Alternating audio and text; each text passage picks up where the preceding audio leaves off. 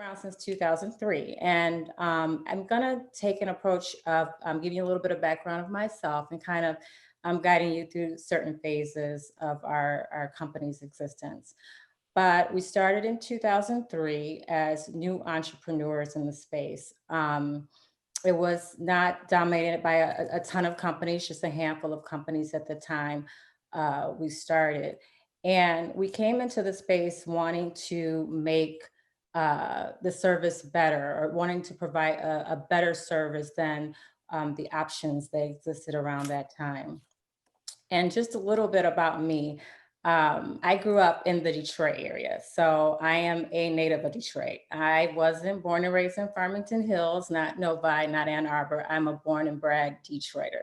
So I grew up there. I went to Detroit public schools.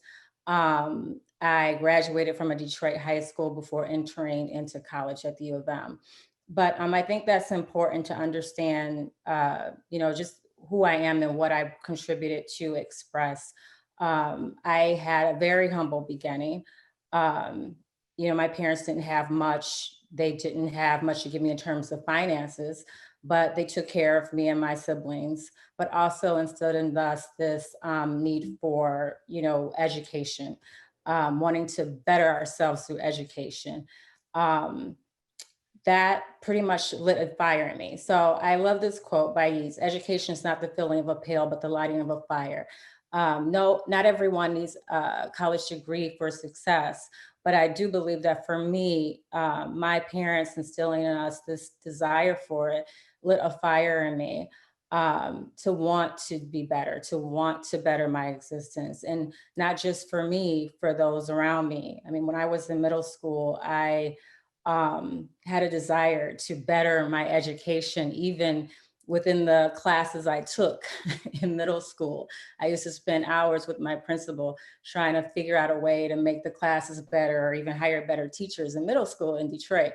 And that even inspired my school principal to nominate me for academic scholarship that I eventually used to get into to the U of M to fund my university education, provided I meet certain eligibility requirements for the scholarship program. But it was because of that tenacity, that tenaciousness, that desire to make something better, to make my existence better, and co-create that existence for myself and even others, that led to that nomination for that scholarship program. So that was the kind of person I am, what I contributed to my existence back then.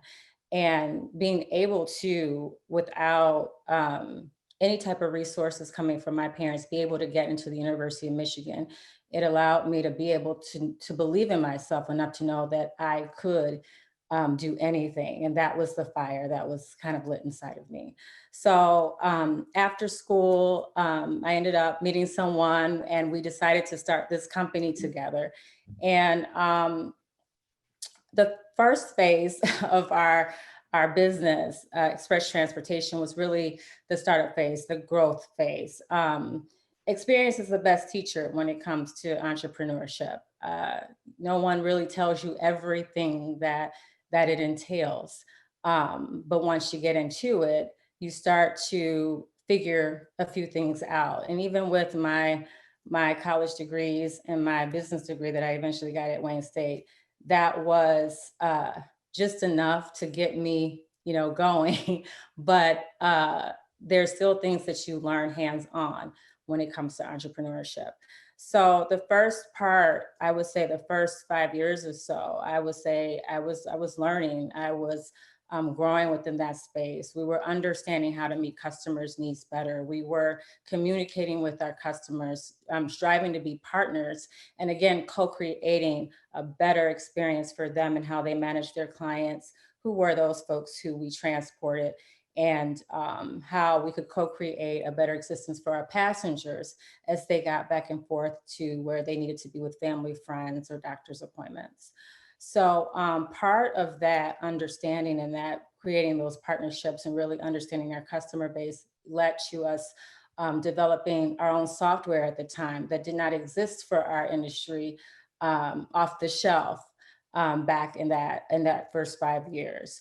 I partnered with a company in Canada to co-create this software so that we could be able to um, electronically dispatch trips to give our drivers an Uber style platform where they could actually receive trips and transport clients in the most efficient way possible, which actually led to better efficiencies, not just for our company overall, but also for our clients. So again, it was that need to and desire to make things better for our customers and clients, but also utilize resources to co-create the best service and the best existence for the people that we transport on a day-to-day basis. So again, experience was the best teacher. We learned a lot through that phase. Again, making sure we partnered with our customers, being a go-to partner for our customers. And I think it set it up and having that actual technology as well and working on that and making it work for our business set us up well for the next stage in our in our company's existence. So phase two, I look at 2008, and I'm trying to tie this all to what we're going through today through the COVID pandemic. But in 2008, we saw a downturn in the economy. And of course, our business was impacted like everyone's business was impacted at that time. Um, we saw not only drop in some of our client base, but we saw some new entrants into the market, our industry, that believe that, well, they can drive down pricing. And we had not a lot of clients, but some clients go to other businesses because they got cheaper prices. Because at that time, other businesses weren't doing so well. And of course, they were trying to find cheaper pricing somewhere else.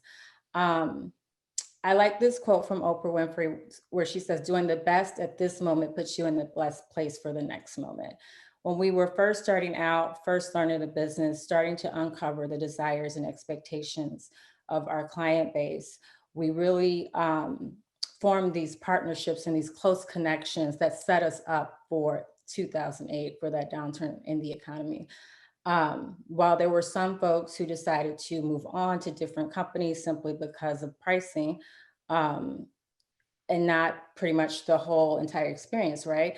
There are bigger companies, those companies who contributed a lot to our bottom line and overall revenues that stayed with us because of those relationships, because of those partnerships, and because they understood how the technology we were using at the moment or at the time benefited them and their customers as well.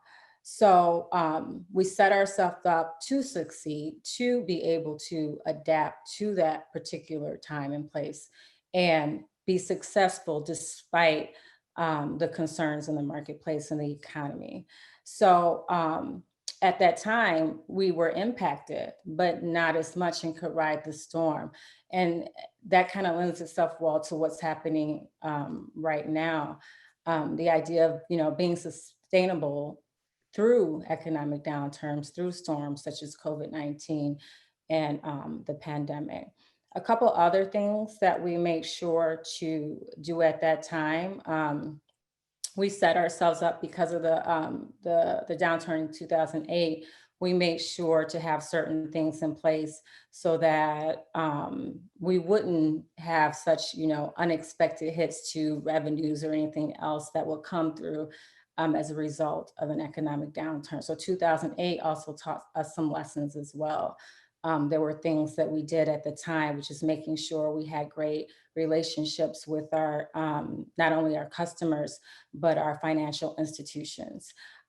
Making sure that our financials that were actually in order so that if anything were to happen, such as a complete and total shutdown of our businesses, during the COVID-19 pandemic, we could ride out that storm. So those are things that we learned to prepare for, not necessarily a pandemic, but a downturn in the economy. We prepared for that in 2008. So now bringing us to 2020, when I look at the landscape for our business, our industry in this space, I mean, we have big players in the space that we compete with. We and who have asked to work with us. For example, Uber and Lyft, they do some things in this space, but we find that we have some of their customers actually, not just in the individuals who use those services, but also some of the larger companies that were using Uber and Lyft to kind of support their larger networks for transporting people who have mobility challenges. And the reason is because of our partnerships with these companies, our customer relationships, the benefit that our drivers bring to the table in terms of the care and the expertise they have with transporting and guiding and giving assistance to people who with these types of challenges. So our customer relationship stayed strong. We again learned from, our early on when we did our customer research, and we were prepared. Going back to that Oprah Winfrey quote, we were prepared and we did our best at that time to meet the challenges of today.